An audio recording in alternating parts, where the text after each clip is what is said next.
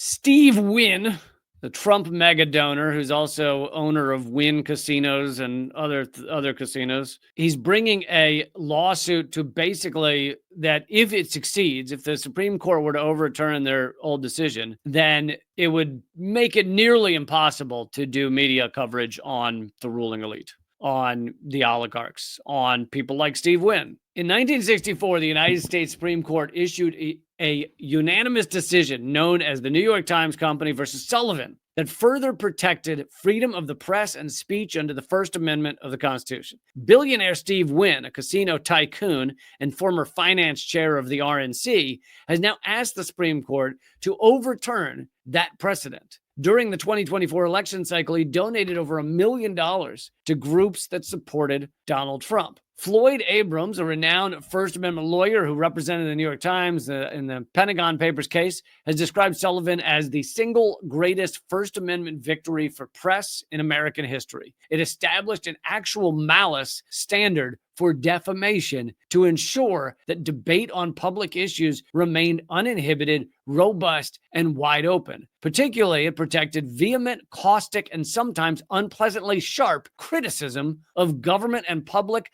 officials, enabling the press to perform its watchdog roles. Basically, this doesn't, I'm not going to say that our mainstream media is still performing a watchdog role. It really does a garbage job of that.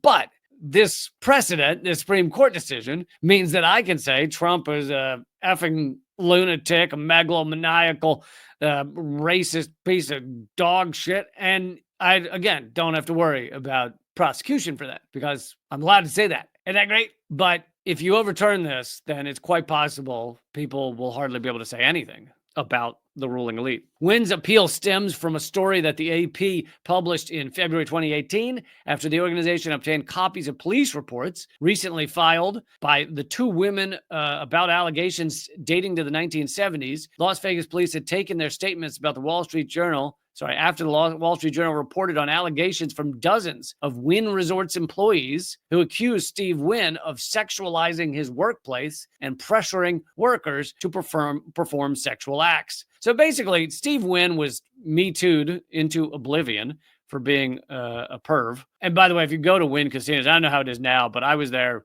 years ago for a conference, like 5-6 years ago, and it's fairly pervy. It's like there's a lot of weird art up and the TV, when you walk into a casino hotel room and the TV's already playing the ad for the hotel and it's like Steve Wynn looking like, "Hello, fellas." And he's voicing over the thing by himself. And he's like, "If you need to unwind and have your body rubbed by Asian women." It's really super creepy. Now, none of that's illegal. It's just, you feel the vibe. You're like even back then, again, it could have been 7 years ago. I don't know. Even back then, you were kind of like, I think this guy's going to get Me Too'd. I don't know what's going on here, but feels creepy. So now he's upset that there's been media coverage about him getting Me Too'd, and he wants to make it so that journalism cannot happen. And again, this is the riding roughshod. This is the tearing up of all the little things that slightly preserved our freedoms, slightly preserve some level of regulation. They're trying to rip them all up, and we'll see how much they succeed.